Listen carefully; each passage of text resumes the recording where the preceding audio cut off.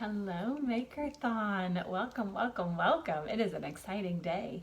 I hope that you are learning a ton of things from a ton of ladies who are super creative, and I am very thankful to be a part of them. My name is Michelle Stevens, and I am with Bar Lazy 7 Designs. I do have a Facebook page if you want to hit me up and become a member. I do tutorials for a maker studio and other projects as well, and product. Today I'm going to teach you how to make tiki torches. We are going to repurpose glass bottles, Izzy bottles, beer bottles, wine bottles, just about any bottle that you can think of. I'm going to show you how you can repurpose that and reuse it somewhere else. I don't know how long you've been a part of a maker studio, how long you've been following the company, but their heart is to rescue and restore and redecorate. So we rescue and then we restore it to its original beauty or to some new beauty, and then we repurpose it. We give it a new calling. And so that's kind of the heart of this. And so you're taking one man's trash and making it another man's treasure. So we're going to walk through those steps today. We are going to be using glass etching cream from a maker studio. This is a phenomenal product. I love it. I have etched wine glasses with matching tableware with like plates, and I just get my glass at the Dollar Tree. I don't spend a lot of money on it, or I again repurpose from the trash can. But it makes it really easy to be able to do something really simple and yet just escalate it where it is amazing and beautiful. I have some other tutorials. I created some glasses, like drinking glasses, not too long ago with one of our larger stencils, and just used a part of that stencil to create what looks like a lace effect. So they're very beautiful. They look very high end, and they cost me a little over $1 a piece, but nobody will ever know that. So etching cream is a really cool medium to use. Again, it's going to escalate the beauty of any piece that you use it on, but at the same time, it is really simple to use. It is not a long-term process. It's a pretty quick process. You're able to kind of just move through the process pretty quickly. It takes a total of about 5 to 7 minutes per piece. So I'm going to show you that. Like I said, I am repurposing glass jars. These are Izzy jars. And I'll show you how to do this in a minute, but it's just a glass jar. I used Clean Slate, which is an Amy Howard at Home product, to get all the sticky off of the glass. We say it's our prep thing. So anytime that you're painting with Amy Howard paint, or even when I like it when I'm using my Maker Studio products as well, the Clean Slate cleans the surface. It gets off surfactants, wax, sticky, the things you can't see and the things that you can. It gets it off. So I did use Clean Slate to get the gooey off of these so that they are good and clean and straight glass and ready to go. So we have a stencil called Adventure, and unfortunately mine is all cut to pieces because I use it a lot and I love it, but it's called Adventure, and it includes Happy Camper. It includes Not All Who Wander Are Lost. It's a compass. Love this one. It includes Gone Camping, which I also love, and this is going on one of the tiki torches. Some arrows, and The Adventure Begins. So these are some of the stencils. It's a larger stencil. It's 8.5 by 11, and it can be cut into pieces, and this is what you end up with. So like I said, I use mine a lot, and so it is all cut apart. That is one of the beautiful things about the Maker Studio stencils, is you can cut them apart. They're reusable. So even with etching cream, I'm going to etch, I'm going to peel, I'm going to wash my stencil, and I'm going to lay it flat to dry, and I'm going to use it again, because that is the beauty of these stencils, is just if you take care of them, you get such amazing longevity, and you can use them with the different mediums. So I've done t-shirts with these, I've done tea towels with them, I've actually etched with them before. So now we're etching these with the same stencils that I have been using for probably 6 months or more. So that's super exciting. So we're going to start with this one because it's the one I want to do.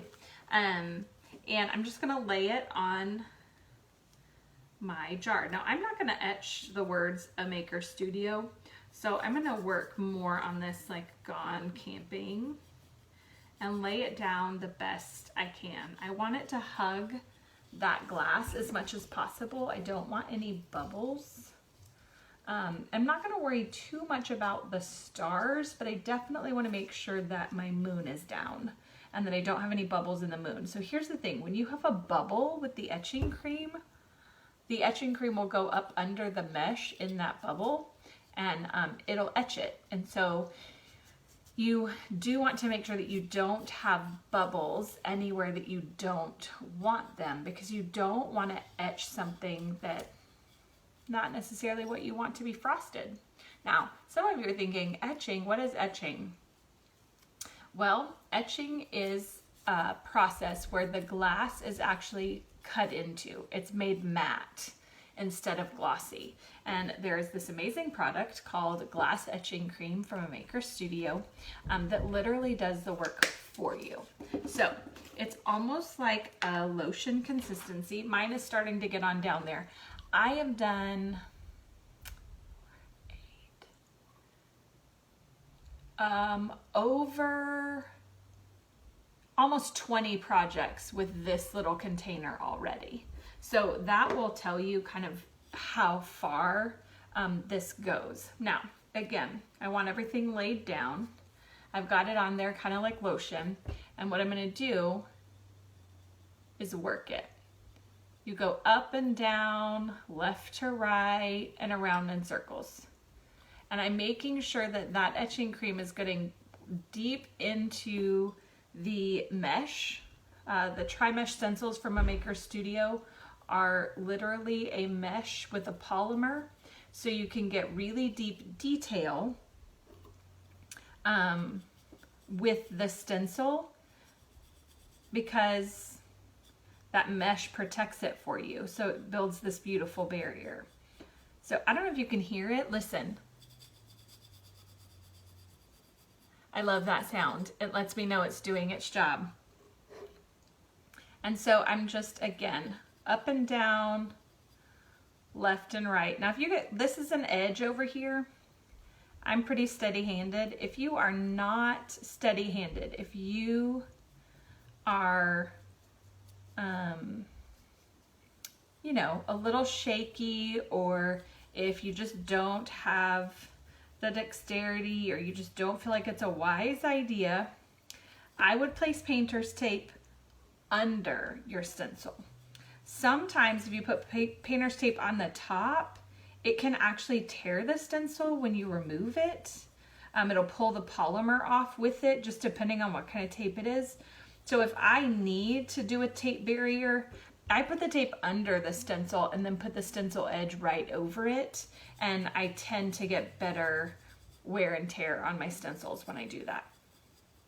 So I am just etching, again, up and down, left and right, round in circles, and letting this product seep into the mesh and get onto the surface of my jar or bottle, whatever you want to call it.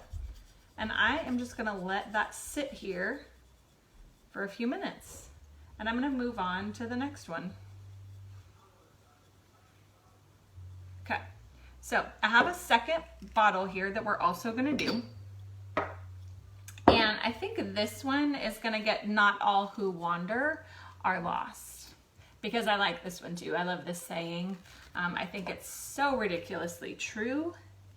And sometimes we need to wander to figure out who we are and where we're headed and what matters to us. Sometimes I think the wandering is really the most beautiful part of the journey. So we're gonna throw that baby on there. And as you saw before, I'm just making sure that it lays down. These bottles do have a pretty flat surface on this edge, so that's really good. The rounded surfaces are a little bit more difficult, but they're not undoable. So I am working on a flatter surface today. And again, I'm just gonna etch. If you haven't noticed yet, this is really easy.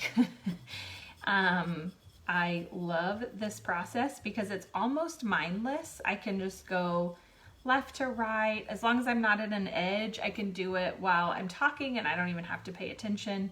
I am at edges now, so I do have to pay attention to what I'm doing. But I can just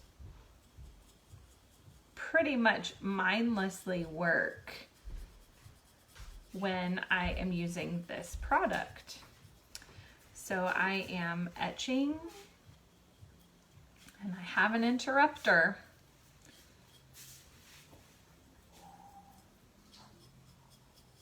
And again, we have that scratchy, scratchy, scratchy sound. Left to right, up and down, round and round.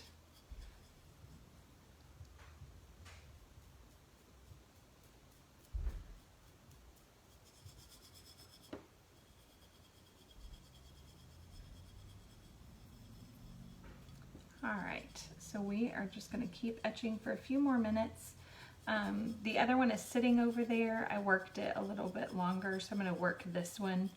But I just want to make sure that it's deeply embedded in the mesh and that I have done some of the etching work for the product. A lot of people have asked before if the etching cream will damage the stencil. Like I told you, I have used these stencils over and over and over. The etching cream will not damage the stencil. It can all just be washed with water. You can wash the stencil with water. You can wash the brush with water. You can wash your hands or whatever you want with water. Now, some people have asked also if you can etch with your fingers.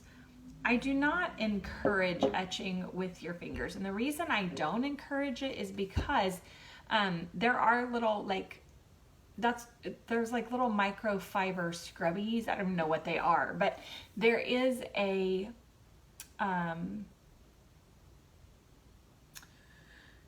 particle of some kind that is in the etching cream that will mess with your fingers. So you don't want to etch with your fingers just because you could hurt yourself. So always use a brush. You could use a sponge brush, but a brush of some kind is best. All right, we are gonna head over to the sink because our one has been sitting long enough that it is gonna be a-okay. I'm gonna take my brush with me and wash. We're gonna take both bottles and we are gonna walk around my kitchen. You are in my kitchen, so please ignore the chaos and the sink and the crazy. It is Saturday morning here and I got people. All right, so I'm just starting the water in my sink. I'm gonna pull this off for you guys so you can actually see it happen.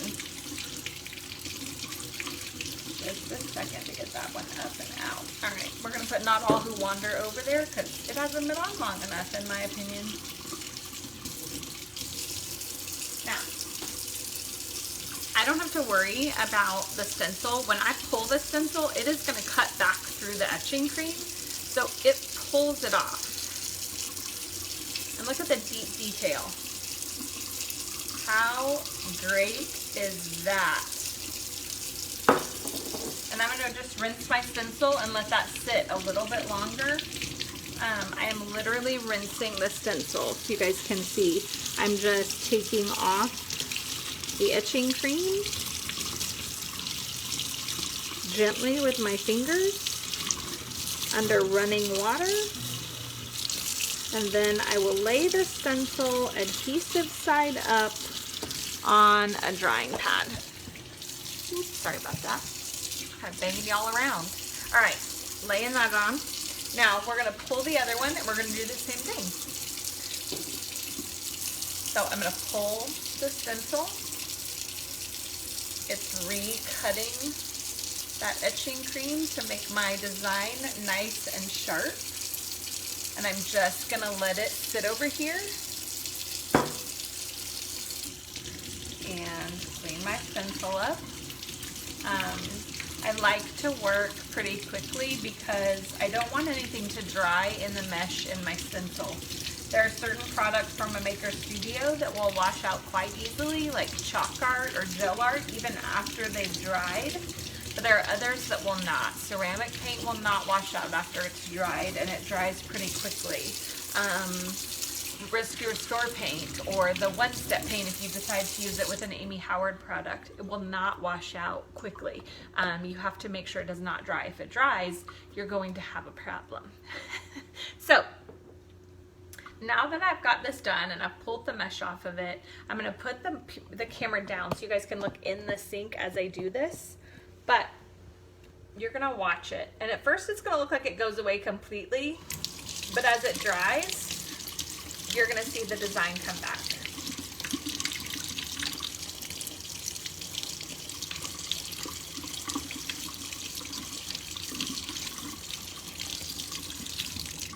You see it? Give me just a second. So we're going to dry it. Just with a lint-free rag. I've just got a tea towel in here. I love them in my kitchen. Look at that. Etched. Permanent, not going anywhere. Okay, we're gonna go ahead and rinse the other one the same.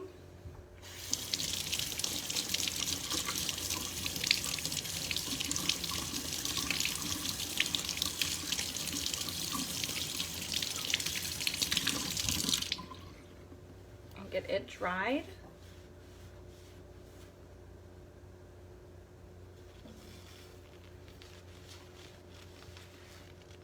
Look at that. Isn't it fun? All right, so we're gonna go back over to the table and I'm gonna show you how to fill these tiki torches and finish them out. So you can buy tiki torches like the little tiki wick from any hardware store. I think we got these at a local hardware store. Lowe's, Home Depot, any of those should have them. And this is a coupler. Well, where's my little sheet? It is 3/4 by 1/2 inch coupling, and it's metal. I don't know if you can hear that, but it's a metal coupling from the plumbing department. And what that's going to do is protect it from burning. So I'm actually going to put some little glass stones in mine if I can get them to go in the mouth of of the jar. And the reason for that is to keep the wick up high. So we're gonna bring this down so you guys can watch. It also will just give a little bit of depth and fun character if they'll fit in there.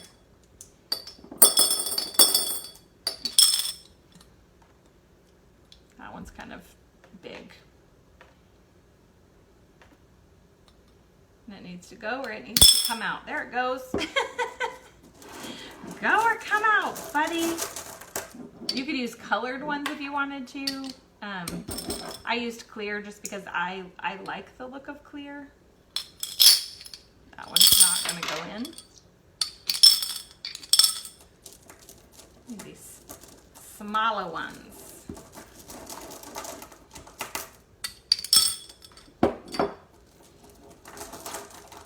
I think they're going to give it some depth and just make it prettier. Give it a little... But what would have been really pretty in here would be the green ones, just because it's kind of outdoorsy.